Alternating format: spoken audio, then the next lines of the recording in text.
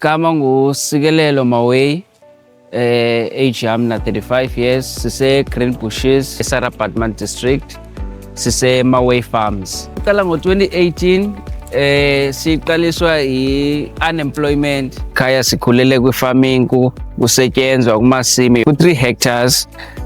Into esizilimayo spinach, ikhaphetshu, ibroccoli ne-cauliflower.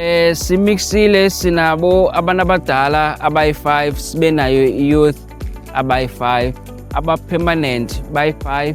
Uncedo solifumeneyo general kwi-departments zonke ziyi-mini tractors from umasipala waseBhayi, safumana namatanka amanzi. U-ECDC naye wasincedisa nge-borehole, ne-solar panels, ne-irrigation system.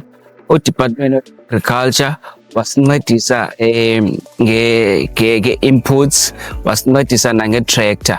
Ithetha ukubana abanye abatsha abakhoyo abafuna ungena kwi-farming nasele bekwi-farming, bendizawuthi mabangathezeki amandla nakwi-challenges abazawujongana nazo, bangathezeki amandla, baqhubekeke. And i-farming it's not an overnight thing, so ifuna into yobana ube nomonde, ube nokunyamezela. Karhulumente ayasinceda, especially angalapha kwa-agriculture afana no-Asipho Mbenga, bayasivizithela najengoba ingabo abantu abajonge eli cala, basincedise basicebise into yobana funeke sithini nakwi-challenges esijongene nazo, nezinto esinazo ngenxa yoncedo lwabo.